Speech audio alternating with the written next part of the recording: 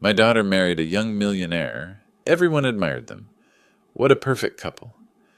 At the wedding, during our dance, she quietly slipped an envelope into my pocket and whispered, "Dad, please help me." Before we continue, please subscribe to the channel and let us know where you're listening in the comments. The fork paused halfway to Michael Bradford's mouth. My future son-in-law was staring at my living room wall again, his eyes tracking to the corner where I kept my desk. "You know, James," he said, setting down the fork with theatrical precision, "with your retirement savings just sitting in some bank account earning nothing, I could show you real opportunities. My fintech connections could triple your returns." My daughter Amanda, sitting beside him at my dining table, shifted uncomfortably. Her hand found her water glass. I smiled, the way I'd learned to smile during 40 years of watching people try to sell me forgeries. "That's kind of you, Michael, but at my age, I prefer boring and safe." He laughed, too loud for my small Richmond district dining room. "Boring and safe. That's exactly the problem with your generation. Money should work for you." 6 months ago, Amanda had brought him home for the first time. I remembered standing in this same doorway, watching him park his Tesla with unnecessary drama, the chrome gleaming like a promise. He'd gripped my hand with the enthusiasm of a politician, his watch catching the light. Expensive brand, no scratches, fresh from the store. While Amanda made coffee, I'd watched him survey my house the way auction appraisers examine estate sales, cataloging and calculating. "Successful fintech entrepreneur," Amanda had whispered to me in the kitchen, her eyes bright with hope. "He has an office in the financial district." I'd nodded, noting how his designer suit hung too perfectly, no wear at the cuffs. New money trying to look like old money, except Michael Bradford had neither.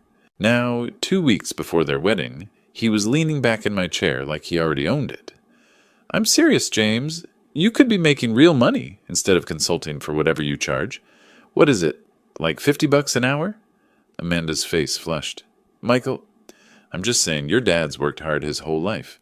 He deserves better returns." I stood collecting plates with deliberate calm.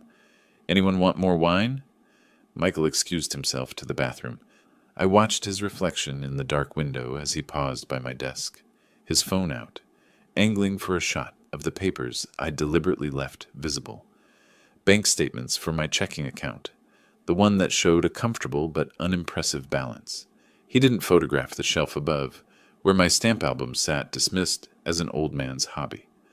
When he returned, Amanda was helping me in the kitchen.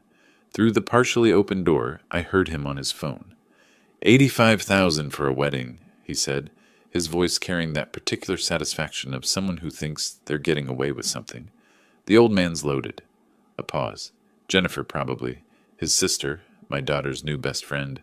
"Just be patient," a woman's voice confirmed through the speaker. "Amanda's the key." "I know," Michael said. "She trusts me completely."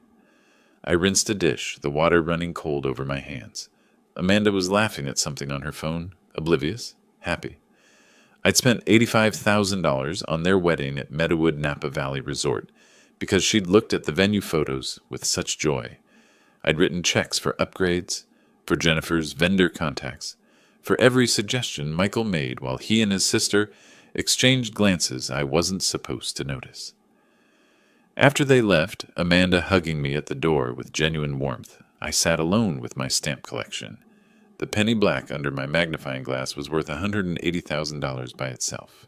The full collection, assembled over 30 years as JS in the international art and collectibles market, was worth $8 million. Michael had glanced at these albums once, made a dismissive comment about old stamps, and never looked again. I pulled out my phone, scrolled to Jessica Martinez's number. My old friend and attorney answered on the second ring. "James, it's late." "I need you to keep an ear out about someone," I said. "Don't explain why yet. Just listen." "Who?" "Michael Bradford. Says he's a fintech entrepreneur with an office in the financial district." Jessica was quiet for a moment. When she spoke again, her voice had shifted into lawyer mode. "I'll make some calls." I hung up, returned to my stamps. 40 years in the art world had taught me to spot a fake from across the room. Michael Bradford's performance was good, but not that good. The question wasn't whether he was a fraud. The question was what exactly he was after. I thought about Amanda's text from earlier. Dad, I'm so happy. The wedding was in 2 weeks. I could stop it now, confront them, shut it down. But I'd learned patience in my years of acquiring rare pieces. You don't grab at the first offer. You wait, you watch, you let the other party reveal their full hand.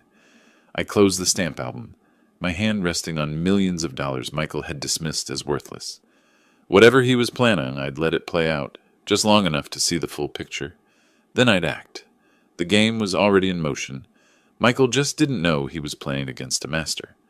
The Meadowood Napa Valley Resort looked like something from a wedding magazine, all oak trees and stone pathways with vineyard views stretching toward the hills.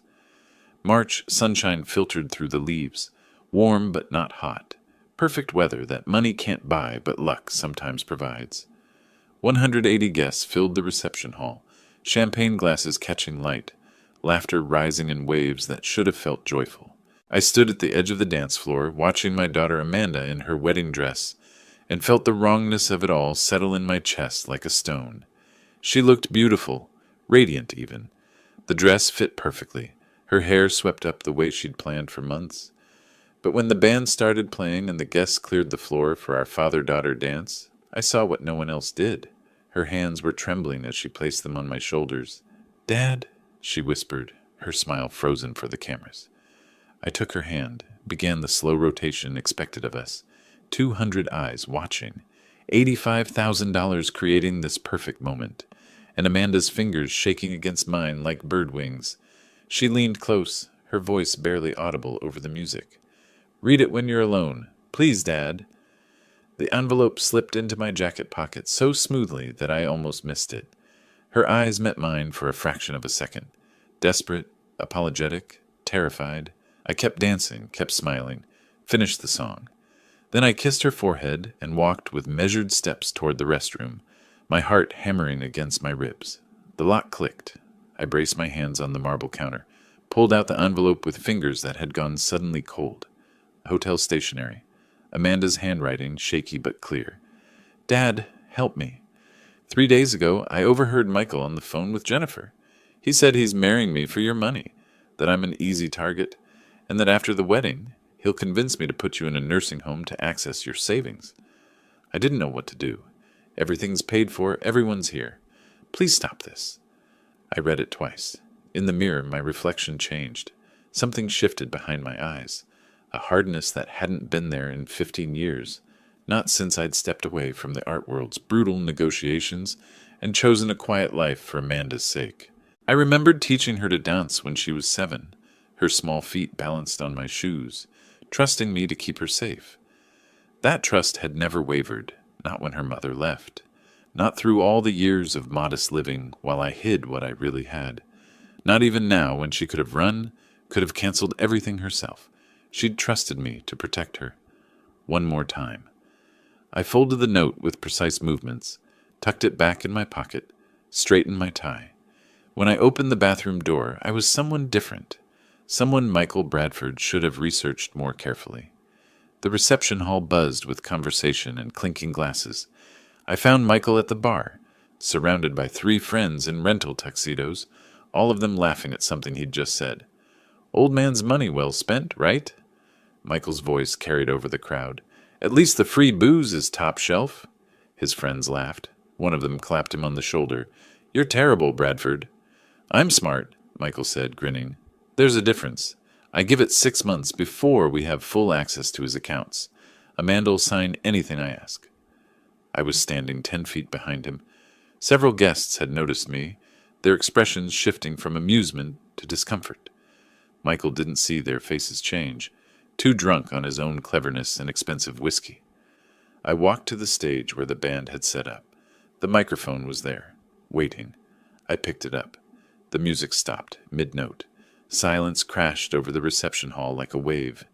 "This wedding is canceled." My voice came out calm, cold, absolute. "Immediately." 180 faces turned toward me. Michael's confusion was almost comical. His mouth open, glass halfway to his lips, his brain trying to process what was happening. "I have information that makes this marriage impossible." I let the words hang there, let them sink in. "Amanda, come with me." "Wait, what?" Michael's face drained of color. James, you can't just... I looked at him. Just looked. He stopped talking. Jennifer appeared beside her brother, her hand gripping his arm, her expression frozen in horror. She knew. Somehow she knew I'd found out. Amanda was already moving toward me, her dress rustling, tears streaming down her face. I extended my hand. She took it. We walked through 180 stunned guests. Phones were coming out now, cameras capturing everything. Michael's voice rose behind us, stammering protests that convinced no one. Amanda! Amanda! Wait! Your father's confused. He doesn't understand. Jennifer hissed something at him. Shut up. Don't make it worse. How could it be worse? He knows. Somehow, he knows. The parking lot air hit us cool and clean. I opened my car door for Amanda, looked back once at the resort entrance. Michael burst through, Jennifer trying to pull him back, guests spilling out with phones raised like witnesses at a crime scene. I drove away. In the rearview mirror, Michael on his knees on the pavement, Jennifer's horrified face, 180 people watching his world collapse. Amanda cried quietly in the passenger seat. I reached over, squeezed her hand. It's going to be okay, I said simply. But first, they need to understand they made a very serious mistake. The car turned onto the highway, leaving Napa Valley behind. I woke at 5 the next morning, my bedroom still dark. Amanda was asleep down the hall in her childhood room, the one I'd kept exactly as she'd left it when she moved out at 25. I made coffee in the quiet kitchen, the ritual movements automatic, while my mind catalogued what needed to happen next. Michael Bradford had tried to con my daughter, had planned to institutionalize me.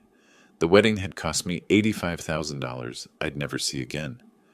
I sat at my desk, pulled out Amanda's note from yesterday, read it one more time. The paper trembled slightly in my hand, not from fear, from controlled fury that needed direction, needed purpose. I texted my attorney and old friend, Jessica Martinez. Need to see you. This morning. Urgent. Her response came within 2 minutes. My office, 9 a.m. Jessica's law firm occupied the 15th floor of a building on Montgomery Street in the financial district. I'd known her for 30 years since she was a junior associate, and I was building my art collection under a pseudonym. She'd helped me structure my anonymity when I decided to step back from that world, to live quietly for Amanda's sake. Her corner office overlooked the bay, morning light turning the water silver. She stood when I entered, her expression already serious. Jessica had excellent instincts for reading emergencies. I handed her Amanda's note without preamble. She read it twice, her jaw tightening. Elder financial abuse. That's a felony in California. But we need evidence beyond this note. We need to know who we're dealing with. That's why I'm here. I need everything on Michael Bradford and his sister Jennifer. Jessica pulled out a legal pad, started writing. I'll start with public records, civil cases, credit reports where accessible. But James, if this goes legal, there are protective measures we should implement immediately, for you and for Amanda, whatever it takes. She looked at me and I saw recognition in her eyes. She remembered who I really was, what I was really worth. They picked the wrong target. Yes, I said. They did. That afternoon, I walked next door to my neighbor Bob Chen's house. Bob was 70, retired from the San Francisco Chronicle after 40 years of investigative journalism. We played chess every Wednesday evening, had for the past decade.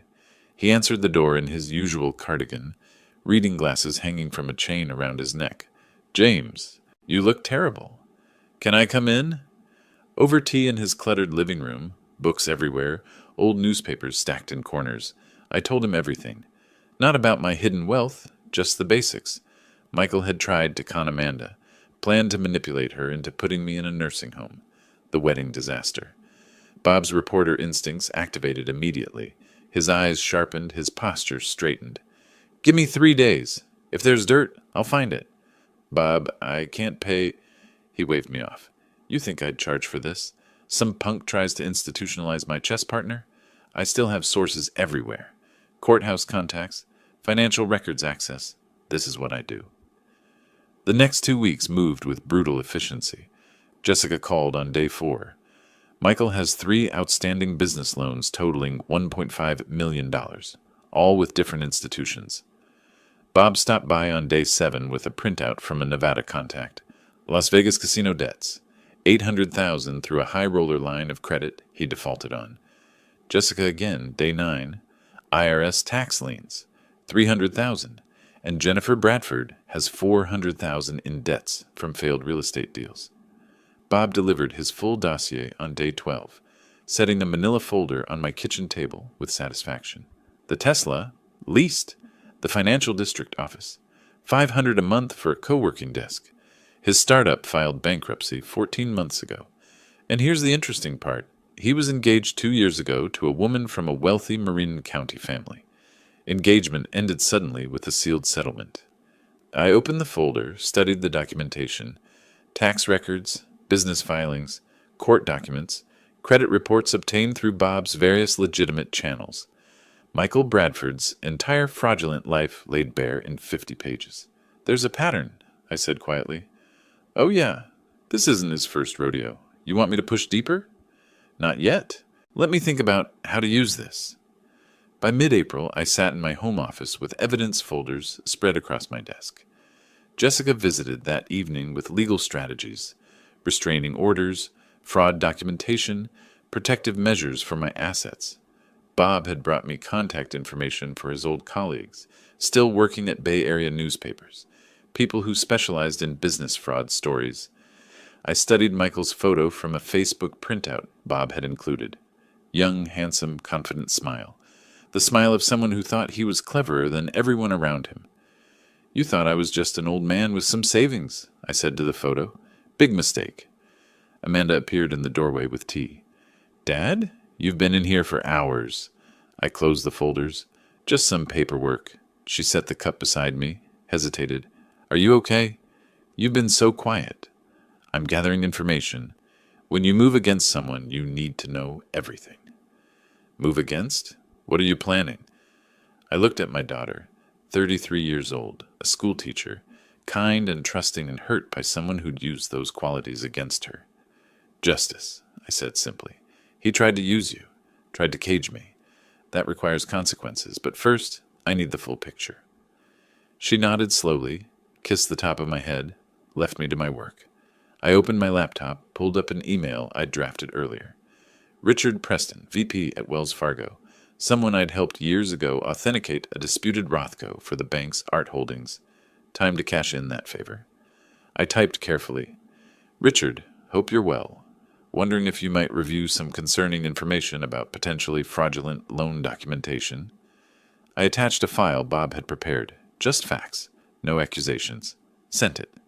My phone buzzed. Michael's number, another attempt to call Amanda. I watched it ring through to voicemail. Let him wonder, let him worry. The trap was set. Tomorrow, the first piece would fall. 4 days into our investigation period, my doorbell rang at 10 in the morning. I checked the camera feed on my phone. Michael Bradford stood on my porch with grocery store flowers, the cheap kind wrapped in cellophane, not the expensive arrangements he'd brought when he was courting Amanda. I opened the door but didn't invite him in. James, his smile looked rehearsed, I think there's been a terrible misunderstanding. Whatever you heard, whatever Amanda said, we can work this out. I love your daughter. No misunderstanding, I said, my voice flat and cold. No workout. No second chances. Don't come back. I closed the door. Through the window, I watched him stand there for a full minute, his face cycling through confusion, anger, calculation. He was sweating despite the cool morning. His clothes looked cheaper, too, the designer labels replaced with department store brands. The pressure was already showing. April 15th arrived with perfect irony. Tax day fitting for a man with $300,000 in IRS liens. Richard Preston at Wells Fargo had reviewed my concerning information and made discreet inquiries to the 3 lending institutions that had given Michael his startup loans. All 3 discovered simultaneously that Michael's loan applications contained fabricated income statements and forged tax documents. 3 certified letters hit Michael's mailbox at once. I wasn't there to see it, but Bob's source at one of the banks described the phone calls that followed. Michael's voice rising from confusion to panic, demanding to speak with supervisors, insisting there must be mistakes. There were no mistakes, Just $2.3 million in loans being called immediately, 30-day deadline, or face legal action and bankruptcy proceedings. Michael called Jennifer from the bank's parking lot. Bob's contact heard him shouting into his phone through the glass doors. That evening, Jennifer showed up at my door. I didn't answer, just watched through the camera as she rang the bell repeatedly, finally leaving a handwritten note wedged in the doorframe. "We need to talk about Amanda's future. This is between adults." I tore it in half, threw it away. The next day, an anonymous tip reached Bob's old colleague at the SF Bay Observer's business section. Just information about concerning patterns in local startup financing and authorities reviewing potentially fraudulent loan applications in the fintech sector. Vague enough to be legal, specific enough that people in Michael's circle connected the dots. His scheduled meeting with a potential investor got canceled via text. His co-working space manager sent an email reviewing lease agreements due to member complaints. The Tesla leasing company sent a late payment notice. His automatic payment had bounced. Everything was closing in. I maintained my normal routine. Morning walks through Golden Gate Park. Chess with Bob on Wednesday evening. Cooking dinner for Amanda, who was slowly recovering her equilibrium. Bob dropped by on Saturday with updates, speaking quietly while Amanda was in the shower. "Your friend's startup office? They asked him to vacate. Too many complaints from other members about his business practices." "Word travels fast in small business communities," I said, "especially when someone makes sure it travels." Bob's eyes twinkled. "You want me to push harder?" "No. Let it develop naturally. Desperation makes people careless. He'll make mistakes." That evening, Amanda and I sat at the kitchen table with tea. She'd been quiet all day, staring at her phone occasionally, like she expected it to ring. "Michael came by last week, didn't he?" she asked. "The doorbell camera recorded something." "He did. I sent him away." "How do you feel about that?" She was quiet for a moment. "Relieved. Also sad. I really thought—" She shook her head. "But I heard what he said to Jennifer. I know what he planned." I reached across the table, squeezed her hand. "You were kind. He took advantage. That's on him, not you. Remember that." Meanwhile, across the city, Michael and Jennifer were spiraling. Bob had a contact in Michael's apartment building, a maintenance worker who occasionally overheard conversations through thin walls. Michael pacing his living room at midnight, Jennifer's voice sharp with stress, calculator out, bills spread across his table showing impossible math. 3 separate institutions, Jennifer had said. Same day? Someone made this happen? Who? The old man? Michael's laugh was brittle. He's a retired consultant living in Richmond. What power does he have? What do we actually know about him? I researched him. Public records show a modest pension, Social Security, small consulting income. He lives in a house worth maybe $800,000. He's nobody. But doubt was creeping in. I could feel it, the way you feel weather changing. They decided to fight back, to sue me for emotional damages from the canceled wedding. Jennifer's idea, probably. She was slightly smarter than her brother. He'll settle to avoid publicity, she'd said. We get something, pay down the debts. Michael had agreed immediately. Yeah, he's old. He'll cave. Fatal miscalculation. The email from Jessica Martinez arrived on a Tuesday evening. They're suing you. I opened the attachment. Michael Bradford was seeking $500,000 in emotional damages and lost wages from the canceled wedding. Jennifer had added her own claim for $100,000 in lost wedding planning fees and reputation damage. I started laughing, actually laughing, a sound that felt strange after weeks of controlled tension. Amanda appeared in the doorway of my office, worried. Dad? I looked up, wiping my eyes. They just made the biggest mistake of their lives. They're taking me to court. Her face fell. That's not funny. Don't worry. I was still smiling. They brought a knife to a gunfight, and they don't even know I'm armed. I forwarded the lawsuit to Jessica with one line. Time to show them who they're dealing with. Her response came immediately. Finally, I've been waiting for this. I closed my laptop, looked around my modest office, the Keith Haring print on the wall. Amanda thought it was a poster, didn't know it was an original worth more than Michael's entire claim damages. My stamp collection and albums on the shelf, 8 million in philatelic rarities, disguised as an old man's hobby. Tomorrow, The real fight would begin, and Michael Bradford had absolutely no idea what was coming. Amanda had been living with me for nearly a month. She moved through my house like a ghost, quiet and withdrawn, processing everything that had happened. I gave her space, cooked meals she barely touched, and waited. One evening she sat across from me at the dining table. The sun was setting through the Richmond district fog, casting everything in gray-blue light. "Dad," she said quietly, "do you want to know exactly what I heard? The full conversation?" I set down my tea. "Only if you're ready to tell me." She nodded, her hands wrapped around her own cup like she was cold. "I need to say it out loud. I need you to understand why I couldn't go through with it." "I'm listening." She took a breath. 3 days before the wedding, I was at Michael's apartment. We were finalizing last-minute details. Seating charts, timeline stuff. I went to shower. Her voice dropped. Michael thought I couldn't hear him. He was on speakerphone with Jennifer. I heard everything through the bathroom door. I stayed very still. He said, "The old fool spent 85 grand on this wedding. Can you imagine how much more he's sitting on?" Amanda's voice cracked slightly. "He called you a fool, Dad." "Let him," I said quietly. "Fools are underestimated. That works in my favor," she continued, the words coming faster now, like she needed to expel them.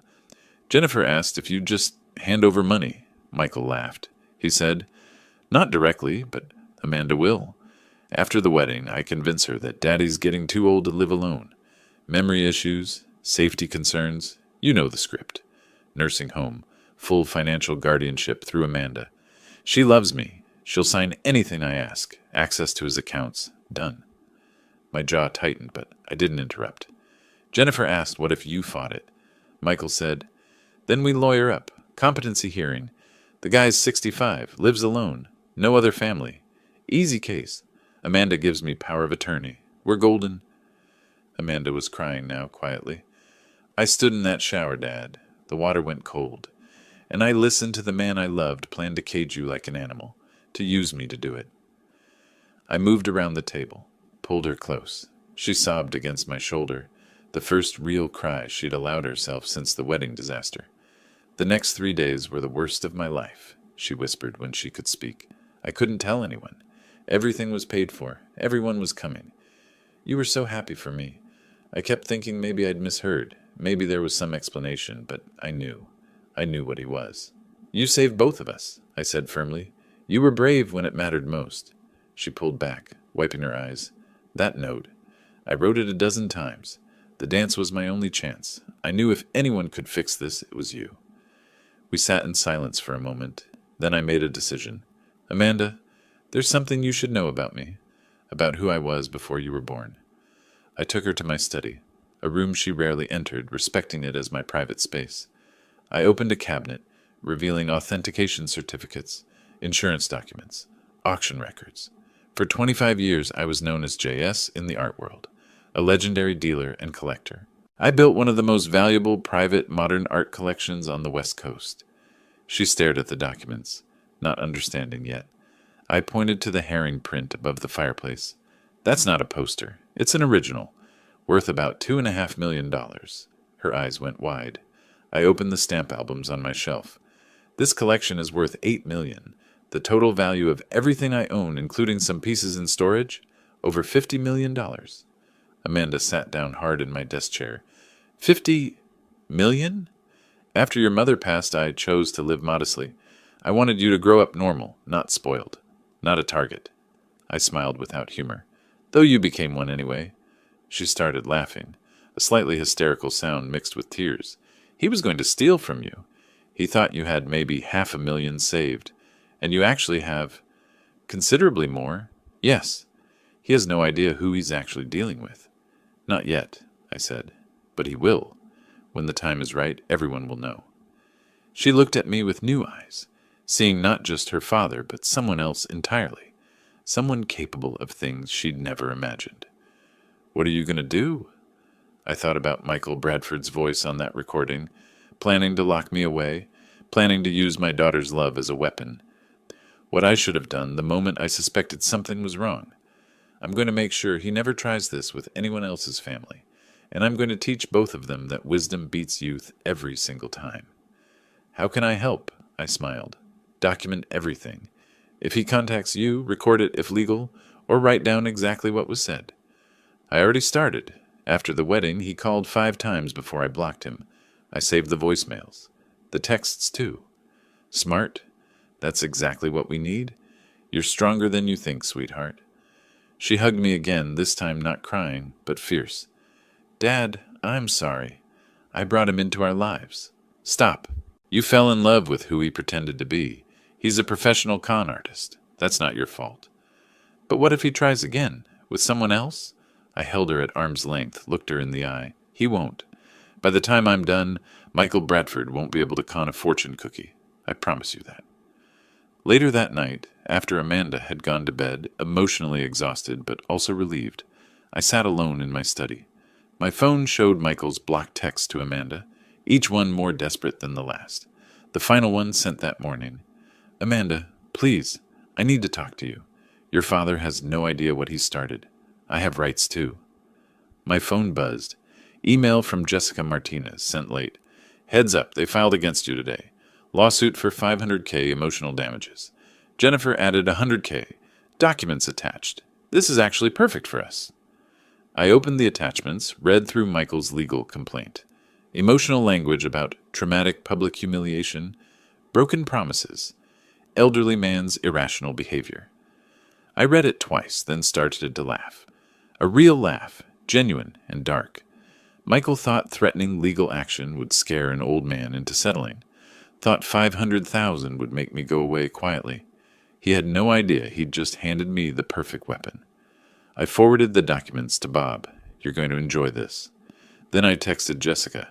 Let's destroy them. I sat in a room worth tens of millions and thought about a con artist who'd tried to cage a lion.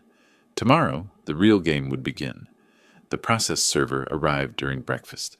Official documents, thick envelope, Superior Court of California seal. Michael Bradford versus James Smith. Claim $500,000 for intentional infliction of emotional distress. Breach of promise. Public humiliation. Jennifer Bradford's addendum. $100,000 for lost wedding planning fees and professional damages. Amanda watched nervously as I read through the complaint. I was calm. Too calm. I called Jessica. They sued me. Her voice was gleeful. I know. I already have the documents. Can you come to my office in an hour? We're going to have some fun. At Morrison & Associates, Jessica's conference room overlooked the financial district, glass and steel towers stretching toward the bay. She spread Michael's lawsuit across the polished table. This is the best gift they could have given us. Her eyes gleamed with professional satisfaction. By filing suit, they opened the door for discovery. We get to subpoena everything. Bank records, communications, past relationships, and we counter with elder financial abuse charges. That's a felony in California. How fast can you move? I already filed for an emergency restraining order this morning. Hearings this afternoon. Judge is going to love this. She pulled out Amanda's recording transcript, the evidence Bob had compiled. Documentation of Michael's debts. We're countersuing for $5 million, Jessica said. And yes, I'm serious. That seems California Welfare and Institutions Code, 14610. 30. Elder financial abuse. Targeting someone 65 or older. Penalties include criminal charges, civil damages up to 3 times actual harm, plus attorney fees. You're 65. He planned to institutionalize you for your money. We have it on recording. $5 million is conservative. By 3 that afternoon, we stood in Superior Court. Michael and Jennifer appeared with an attorney, who looked like he'd taken the case that morning. Cheap suit, disorganized papers, the unmistakable air of someone realizing he was outmatched. The judge reviewed Jessica's emergency filing, Amanda's note, the recorded conversation transcript, evidence of Michael's debts, fraudulent loan applications, the pattern with his previous ex-fiancée. Michael's attorney tried to argue this was a private family dispute. The judge cut him off. This is alleged elder abuse. California takes this seriously. She looked directly at Michael. Mr. Bradford, I've reviewed the evidence. Your alleged plan to institutionalize Mr. Smith to access his assets is deeply concerning. Michael's attorney stammered, Your Honor, that's taken out of context. Counselor, I have a recording transcript. Nursing home, full financial guardianship, access to his accounts. What context makes that acceptable? Silence. That's what I thought. Jessica stood, presented our countersuit. Fraud. Attempted financial abuse of an elder. Intentional infliction of emotional distress. Conspiracy. 5 million in damages. Plus immediate restraining order. 100 yards minimum distance from James Smith and Amanda Smith. Michael's face drained of color. Jennifer looked like she might be sick. The judge ruled from the bench. Mr. Bradford, Ms. Bradford, I'm granting a temporary restraining order, effective immediately. You are not to contact, approach within 100 yards, or communicate in any way with James Smith or Amanda Smith pending full hearing.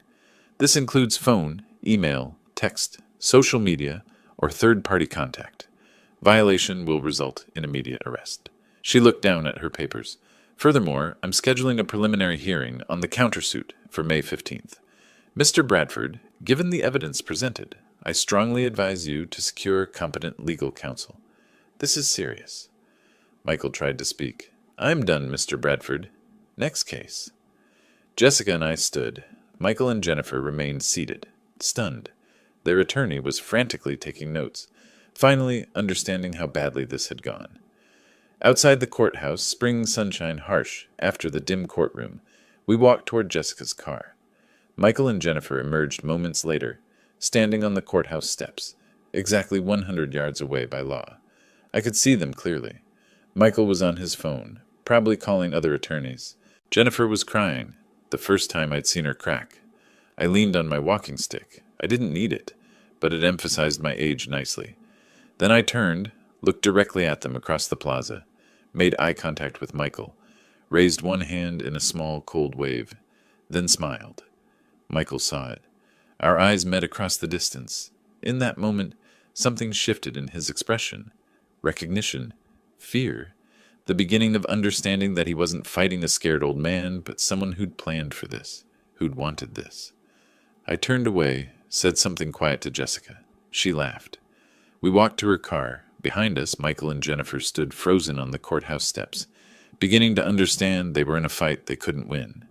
In the car, Jessica was already planning. May 15th, 10 days. They need to find a real attorney, which costs money they don't have. Meanwhile, the restraining order keeps them away from you and Amanda, and I'm sending everything to the district attorney tomorrow. Will they fight or fold? Michael's ego says fight. His empty bank account says fold. Either way, we win. That evening, Bob called. The courthouse filing is public. I have friends at the Chronicle who might be interested in a story about elder financial abuse attempts. Want me to plant seeds? Not yet. Let Michael make the next mistake first. He will. Desperation guarantees it. After hanging up, I sat with my stamp collection, examined a rare Victorian-era stamp worth $150,000 through my magnifying glass. Steady hands, clear mind.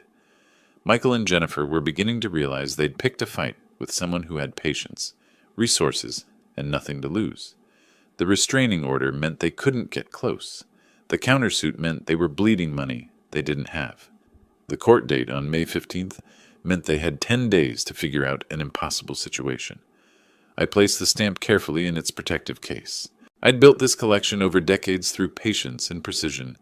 Taking apart Michael Bradford's life would require the same skills. And I had plenty of time. Michael, on the other hand, had 10 days before everything collapsed. The clock was ticking, and I was watching every second. 3 days after the court hearing, Bob Chen's column appeared in the SF Bay Observer. The headline read, Elder Financial Abuse, a Growing Threat in San Francisco. He didn't name Michael or Jennifer directly, but he described a recent case involving a 35-year-old entrepreneur who allegedly planned to institutionalize his fiancé's 65-year-old father to access retirement savings. The details were specific: canceled wedding at Meadowood, court documents, restraining order. Anyone in their social circle would recognize the story. Within 48 hours, the article had been shared across local social media 700 times. Michael's remaining business contacts saw it. Jennifer's real estate clients saw it.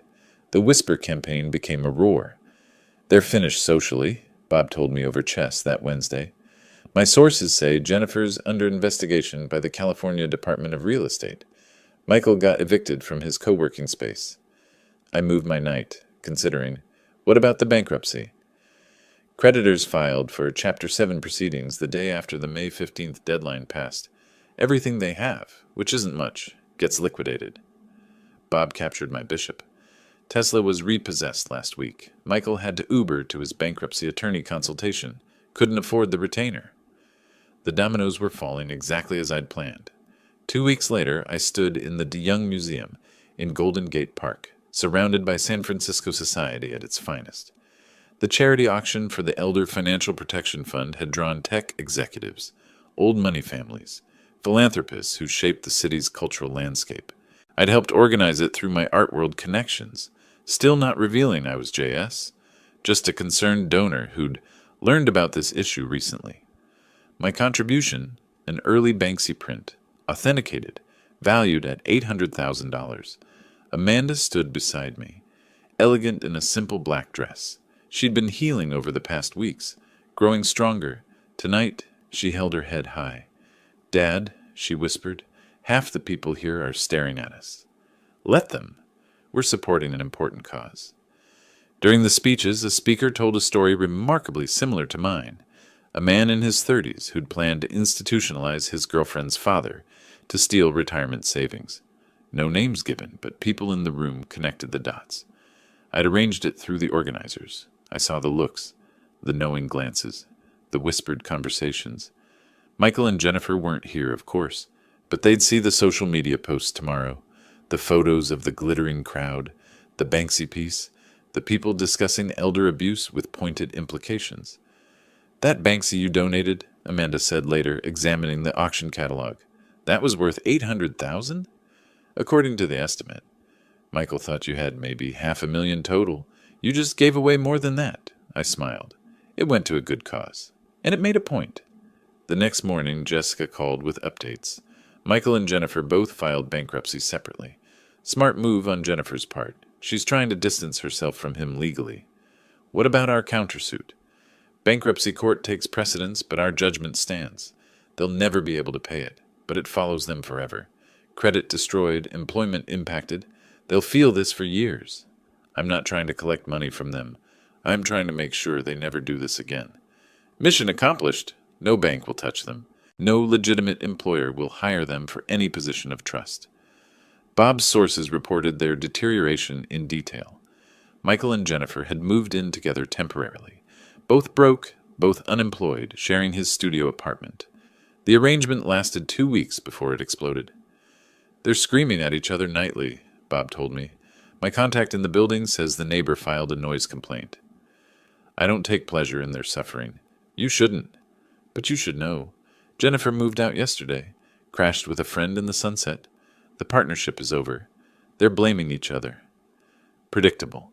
Shared guilt destroys relationships. They couldn't face what they'd done together. Then Michael's letter arrived.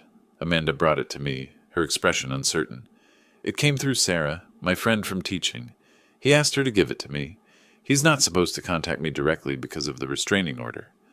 I read it. Emotional, well-written, manipulative. Michael claimed Jennifer had pushed him into everything, said his feelings for Amanda were real, begged for one meeting to explain. Amanda watched my face. I'm thinking about meeting him, just to give him closure. Every protective instinct screamed no. Absolutely not. It was dangerous. He'd manipulate her. But I remembered Jessica's advice from weeks ago. You can't shield her forever. She needs to make this choice and see who he really is. I made a difficult decision. You're an adult. This is your choice. But if you meet him, it's in a public place during daylight, and I'll be close by. She nodded slowly. Blue Bottle on Hayes Street, Saturday afternoon. I called Bob. I need you at the cafe. Discreet. Recording device for safety. Already planning it. To Jessica. The restraining order, if Amanda initiates contact, that's legal. Yes, but if he becomes threatening, it's grounds for arrest. I'll have SFPD aware of the situation. Saturday arrived. I positioned myself across from Blue Bottle in my car where Amanda could see me through the window. Bob sat inside at a corner table with a newspaper and discreet recording equipment. We'd arranged a signal. If Amanda placed her coffee cup at the edge of the table, I'd enter immediately. Through the cafe window, I watched Michael arrive first. He looked terrible. Unshaven, worn clothes, hollow-eyed. When Amanda walked in, he stood with what appeared to be genuine tears. I couldn't hear the conversation. Could only watch body language. Wait. Trust my daughter's strength. 15 minutes passed. 20. Then Amanda stood abruptly, placed her cup at the table's edge. I was out of the car and crossing the street before she reached the door. She walked straight to me, her expression clear and resolved. Not crying, not shaken, clear-eyed. We got in the car, sat in silence. Finally, she spoke. You were right, about all of it. He asked me to get money from you. Even now, broke and desperate, it was about money. I took her hand. I'm sorry you had to see it. I'm not sorry. I needed to see it myself. Now I know. Bob called as we drove home. Got everything on audio. He violated the restraining order spirit by trying to use her to reach you, and he admitted hearing rumors about your wealth. That evening, Jessica called. The DA is filing charges. Tax fraud, loan fraud, attempted elder financial abuse. They want you to testify. Preliminary hearing in 3 weeks. Will I have to explain my resources? If Michael's attorney tries to claim you're exaggerating? Yes. This is when the JS reveal happens. Your choice? Amanda was listening. She nodded at me. Do it, Dad. Let everyone know who you really are. You've hidden long enough, I decided. I'll testify. Fully. Let them know who JS is.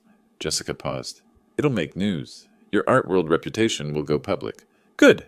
Maybe another young con artist will think twice before targeting someone they assume is weak because of age.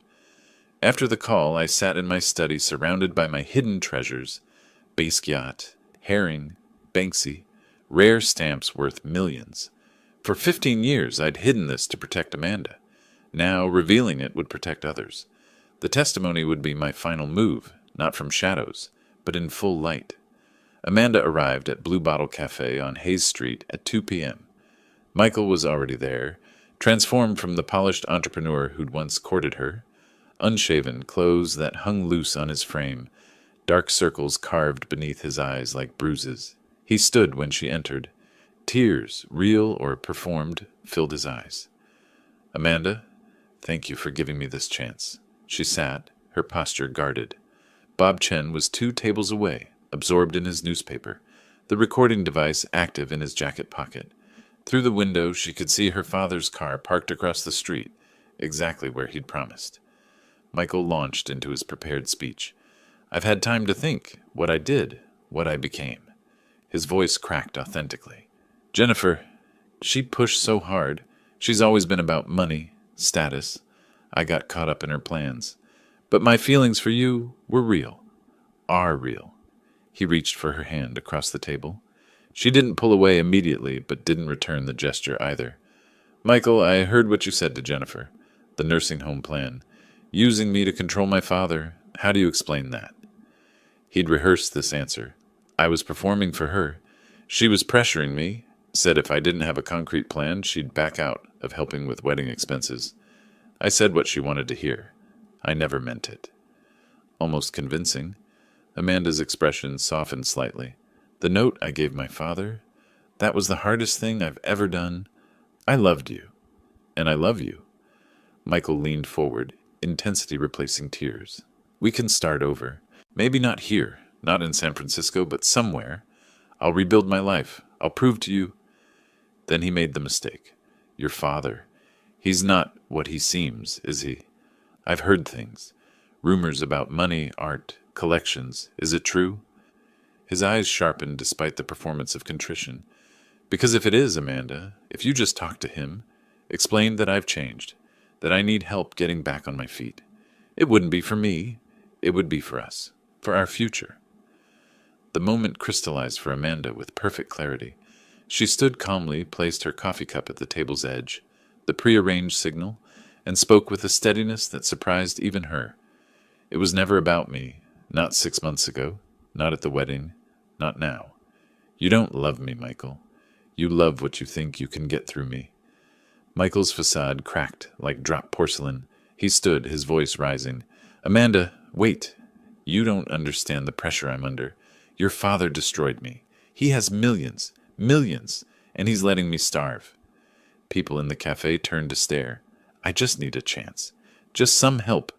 Amanda walked toward the door, her voice carrying across the suddenly quiet space. Don't contact me again. Don't write. Don't call. We're done. She crossed the street to her father's car, got in the passenger seat. They sat in silence while she processed what had happened. Finally, she spoke. You were right about all of it. He asked me to get money from you. Even now, even after everything, it was about money. James covered her hand with his. I'm sorry you had to see it, but I'm proud of you for facing it. I'm not sorry. I needed to see it myself. If I'd just taken your word, part of me would always wonder. Now I know. His phone rang as they drove home. Bob's voice was quietly satisfied. Got everything on audio. He violated the restraining order spirit by trying to use her to reach you, and he admitted investigating your wealth. This is usable. Keep it safe. After Amanda left the cafe, Michael returned to his studio apartment, rage and humiliation burning through the careful performance he'd constructed. He called Jennifer. She knows about the money. Someone told her the old man is rich, really rich. We targeted the wrong level. We should have gone bigger, planned better. Jennifer's voice cut through like glass. We? There is no we. You ruined this? Even at the cafe, you couldn't help yourself. You had to ask about money. Mutual friends saw the whole thing. You're pathetic. This was your idea. You found Amanda. And you executed it badly. I'm done, Michael. Don't call me again. Her voice went cold. When the DA's office calls, I'm cooperating. I'm not going down for your mistakes. She hung up. Michael sat alone in the apartment that had become his prison. Everything lost. Money, reputation, his sister. Any chance of salvaging anything. His phone rang. Public Defender's Office returning his call about the IRS investigation. Mr. Bradford, I've reviewed your case. The evidence of fraudulent loan applications is substantial. Tax evasion charges are likely. You're looking at potential jail time. The walls were closing in. That evening, Jessica called James with the news he'd been expecting. The DA is filing charges. Tax fraud, loan fraud. They want you to testify at the preliminary hearing. 3 weeks, July. Will I have to explain who I am? My resources? If Michael's attorney tries to claim you're just a vindictive old man exaggerating the threat? Yes, you'll need to establish your actual financial status and why his plan was credible. Jessica paused. This is when the JS reveal happens, James. In court, on the record. Your choice. Do it, or I can try to keep it sealed. James looked at Amanda, who'd been listening. She nodded firmly. Do it, Dad. Let everyone know who you really are. You've hidden long enough. Michael thought you were nobody. Show him. Show everyone the truth. James made his decision. I'll testify. Fully. Let them know who JS is. I'm done hiding. It'll make news, Jessica warned. Chronicle will cover the hearing. Your art world reputation will go public. Good. Maybe it'll help someone else. Maybe another young con artist will think twice before targeting someone they assume is weak because of age. After the call, James sat in his study, surrounded by the collection he'd built over decades. Basquiat on one wall, Herring above the fireplace, rare stamps and protective albums, each one a treasure he'd hunted and acquired with patience and precision. For 15 years, he'd hidden this world to give Amanda a normal childhood. Now, revealing it would serve a greater purpose, protection for others, a warning to predators who saw age as weakness. The testimony would be his final move, not from the shadows where he'd operated as JS for so many years, but in full light, claiming his identity and his power. Michael Bradford had tried to cage a lion, thinking he'd found a helpless old man. In 3 weeks, in a courtroom, James would show him exactly what kind of predator he'd awakened. The game was almost over, and James held all the pieces. The bankruptcy hearing was routine until Michael saw me in the gallery.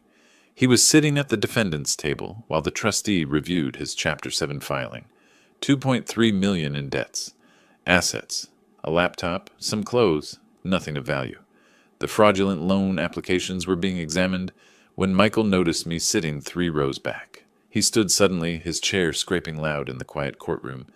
This is his fault. His voice cracked with desperation. That old man destroyed my life. He canceled my wedding, turned my fiancée against me, called my creditors, ruined my reputation, all because he's a bitter, lonely pensioner who couldn't stand to lose his daughter. The judge, a woman in her 50s with steel-gray hair, called for order. Jessica stood smoothly. Your Honor, Mr. Bradford is making serious allegations. Perhaps Mr. Smith should be allowed to respond and clarify his actual circumstances. The judge studied me. Mr. Smith, please approach the witness stand. I walked forward, was sworn in, took my seat. Michael glared at me from his table, breathing hard. Mr. Smith, the judge said, please explain your relationship to this case. I spoke calmly, deliberately. I'm James Smith. I'm 65 years old. I live in Richmond District, San Francisco. For the past 15 years, I've lived modestly to give my daughter a normal childhood. I paused. But Mr. Bradford is mistaken about who I am. Michael leaned forward. In the art world, I'm known as JS. For 25 years, I was one of the most active dealers in contemporary art on the West Coast. I built a private collection valued at over $50 million. The courtroom went silent. Michael's mouth fell open. I continued, my voice steady. Mr. Bradford targeted my daughter believing I was a vulnerable pensioner with modest savings. He planned to institutionalize me to access what he thought was maybe $500,000. I looked directly at him. He had no idea. My collection includes works by Basquiat, Haring, early Banksy pieces. My philatelic collection alone is worth $8 million. The painting Mr. Bradford walked past in my living room every time he visited? An authenticated Keith Haring worth $2.5 million. He thought it was a poster. Jessica approached with a folder. Your Honor, documentation, authentication certificates, insurance policies, auction records. The judge reviewed the papers. Michael's face cycled through horror, humiliation, rage. He stood again, shouting, You had $50 million, and you let me think. You were playing me the whole time. Jessica's voice was ice. No, Mr. Bradford, you were playing yourself. Mr. Smith was living his life. You chose to target him and his daughter. The judge cut in sharply. Mr. Bradford, sit down.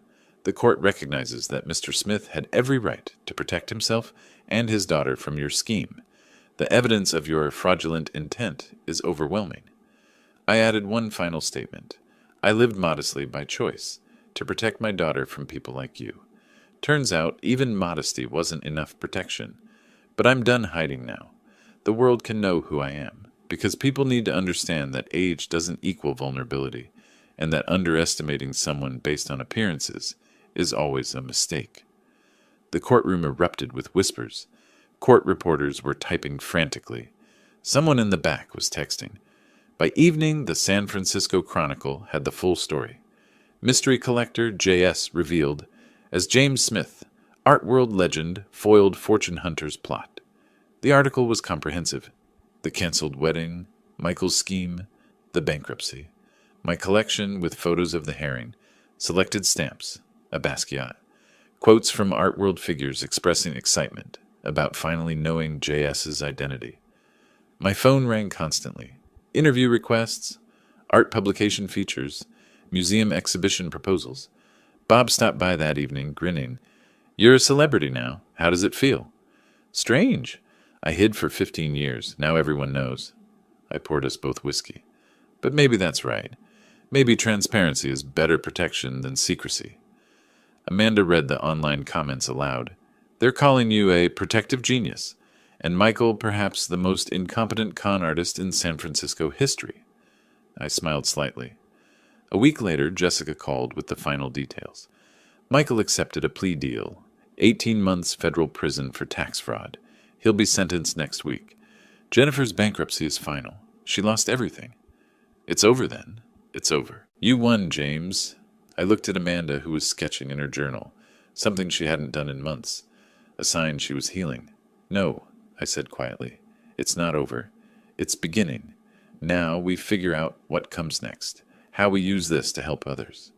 2 letters had arrived that afternoon, one from a minimum security facility, one from an East Bay address. Amanda had seen the return addresses. They wrote to you, she'd said. I'd set them aside on my desk. Not today. Let them sit. Some conversations require the right timing. Now, in the evening quiet, I looked at those envelopes. Michael and Jennifer, writing from their separate defeats. Tomorrow, I thought. Tomorrow I'd read what they had to say. Tonight, I sat with my daughter and watched her sketch, and felt something I hadn't felt in 5 months. Peace. 3 weeks passed before I opened the letters. It was a Saturday morning, late August. Amanda brought me coffee and said quietly, "Are you going to read them?" I picked up the first envelope. Michael's handwriting, return address from federal prison. "Mr. Smith, I'm writing this from a place I never imagined I'd be. 18 months feels like forever when you have nothing but time to think about your mistakes. I was blinded by greed. I looked at you and saw a target instead of a person. I looked at Amanda and saw access instead of the woman I claimed to love. You were right to stop the wedding. You were right about everything. You gave me a lesson I'll never forget. I don't expect forgiveness. I don't deserve it. But Amanda deserves to know I understand what I did to her, and I'm sorry. I hope she finds someone worthy of her. It was never me." Jennifer's letter was shorter, written on cheap paper. "Mr. Smith, I've lost everything. My license, my career, my savings, my brother, my reputation. I'm working in a call center making $11 an hour. Some mornings I don't want to get up. But I do, because I have to live with what I've done. You had every right to stop us. We planned something cruel and thought we'd get away with it because you were older and seemed alone. We were wrong about your circumstances, but more importantly, we were wrong about who you are as a person. Thank you for not destroying me completely when you could have. I'll spend years paying my debts, but at least I'm free. That's more than I deserve." Amanda asked, "What will you do?" I thought carefully. Then I wrote 2 responses. To Michael, "Your apology is accepted. Use these 18 months to become someone different. The doors to my life and Amanda's are closed permanently, but the doors forward are always open if you choose to walk through them honestly. Learn from this." To Jennifer, "Your apology is accepted. Rebuild your life with integrity. Stay away from my family, but know that I don't wish you continued suffering. What you did was wrong. Your consequences are appropriate, but consequences aren't forever. Character changes are. Choose to be better than you were." I signed both simply James Smith. Amanda read them. "You're not forgiving them exactly. I'm releasing them. There's a difference. Forgiveness would mean restored relationship. I'm not offering that. But I'm acknowledging their apologies and telling them to move forward. Justice doesn't mean I have to hate them forever. They paid the price. Now they need to do something useful with whatever comes next." That evening we attended the charity exhibition at the De Young Museum. My collection was displayed with full authentication and provenance. The herring from my living room, several Basquiat works, the early Banksy, selections from my rare stamp collection under glass. Each piece had a small placard showing its value. The exhibition was titled "Wisdom and Worth, Protecting America's Seniors." I gave a short speech to the assembled crowd, San Francisco Society, collectors, elder advocacy groups, media. I hid this collection for 15 years to protect my daughter. Then someone tried to use my daughter to steal from me anyway. I'm showing you this tonight, not to boast, but to make a point. Appearances deceive. Age doesn't mean vulnerability. Kindness doesn't mean weakness. Don't underestimate people, and don't prey on those you think can't fight back. Sometimes they fight back perfectly. Applause filled the gallery. Later, I watched Amanda talking with Jacob, the young museum curator who'd helped organize the show. Early 30s, genuinely enthusiastic about art, asking intelligent questions about provenance and collecting philosophy. They'd been seeing each other for a few weeks. I'd noticed but said nothing, letting her make her own choices. He was explaining the significance of a Basquiat piece, and Amanda was smiling. Really smiling. Not the forced smile she'd worn with Michael. Bob approached, following my gaze. "That's the curator, right? He seems better than the last one." "Substantially better. He hasn't asked about my net worth once." Bob laughed. "Low bar, but fair." Jessica joined us. "So, JS, now that you're public, what's next?" "I'm thinking about making this fund permanent. Maybe establishing a foundation, using the collection to teach people about protecting themselves. Seems like a better legacy than sitting in my living room." The exhibition ended. Amanda and I drove home together. "I'm proud of you, Dad. You could have just called the police. Instead, you taught them a lesson they'll never forget, protected other people from them, and turned it all into something positive. I had resources they didn't expect. Not everyone does. That's why the fund matters, helping people who don't have $50 million to protect themselves. At home, I returned to my study, pulled out a new acquisition, a penny black 1840 stamp I'd purchased at auction for $300,000. I examined it through my magnifying glass, the detail incredible even after 185 years. I thought about the past 5 months, the canceled wedding, the investigation, the legal battles, the JS reveal, the victory, but mostly I thought about Amanda, safe, healing, learning to trust again but more carefully. The stamp went into its protective sleeve. The album closed.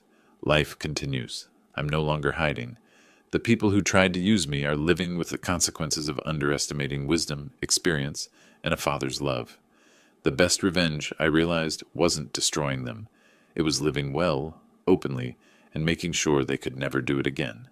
That's justice. That's enough. Through the window, San Francisco lights twinkled in the dusk. Somewhere in that city, Michael sat in prison learning hard lessons. Jennifer worked late at a call center. They were living with consequences, but they were living. That's grace. The album on the shelf contained millions in stamps. The walls held millions in art. But the real treasure was in the next room. My daughter, safe and happy and wise now. That's the victory that matters. I turned off the study light and walked toward the sound of Amanda's laughter. If you liked this story, please like this video, subscribe to the channel, and share your impressions of this story in the comments. To listen to the next story, click on the box on the left. Thank you for watching.